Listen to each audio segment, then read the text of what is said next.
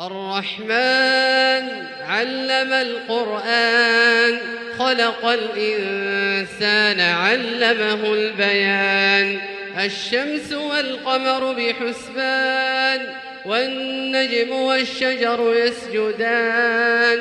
والسماء رفعها ووضع الميزان ألا تطغوا في الميزان وأقيموا الوزن بالقسط ولا تخسروا الميزان والأرض وضعها للأنام فيها فاكهة والنخل ذات الأكمام والحب ذو العصف والريحان فبأي آلاء ربكما تكذبان خلق الإنسان من صلصال كالفخار وخلق الجان من مارج من نار فبأي آلاء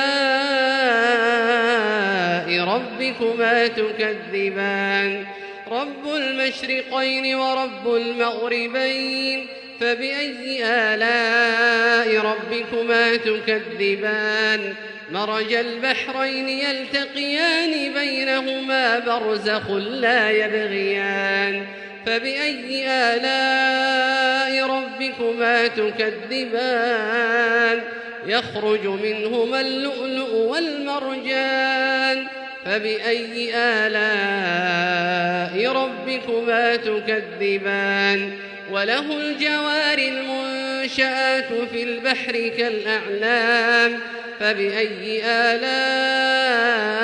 ربكما تكذبان كل من عليها فان ويبقى وجه ربك ذو الجلال والإكرام فبأي آلاء ربكما تكذبان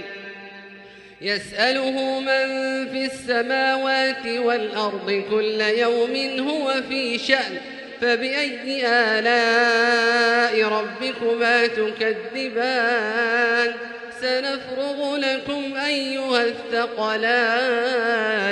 فبأي آلاء ربكما تكذبان يا معشر الجن والإنس إن استطعتم أن تنفذوا من أقطار السماوات والأرض فانفذوا لا تنفذون إلا بسلطان فبأي آلاء ربكما تكذبان يرسل عليكما شواظ من نار ونحاس فلا تنتصران فبأي آلاء ربكما تكذبان فإذا انشقت السماء فكانت وردة كالدهان فبأي آلاء ربكما تكذبان فيومئذ لا يسأل عن ذنبه إنس ولا جان فبأي آلاء ربكما تكذبان يعرف المجرمون بسيماهم فيؤخذ بالنواصي والأقدام فبأي آلاء ربكما تكذبان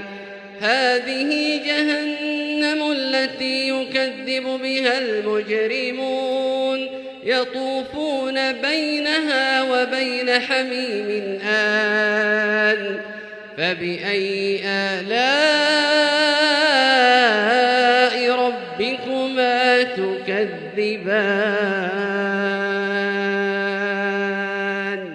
ولمن خاف مقام ربه جنتان فبأي آلاء ربكما تكذبان ذواتا أفنان فبأي آلاء ربكما تكذبان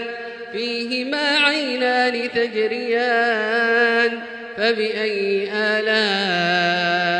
ربكما تكذبان فيهما من كل فاكهة زوجان فبأي آلاء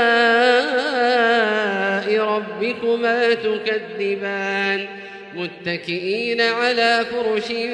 بطائنها من استبرق وجنى الجنتين دان فبأي آلاء ربكما تكذبان فيهن قاصرات الطرف لم يطمثهن إنس قبلهم ولا جان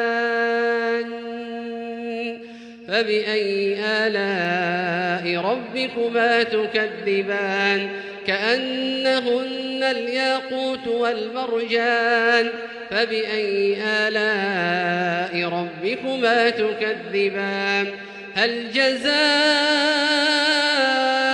الإحسان إلا الإحسان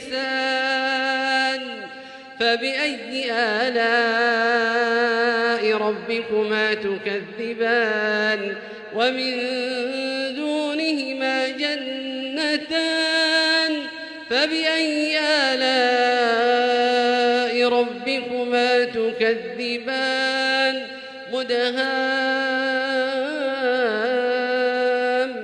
مدهامتان فبأي آلاء ربكما تكذبان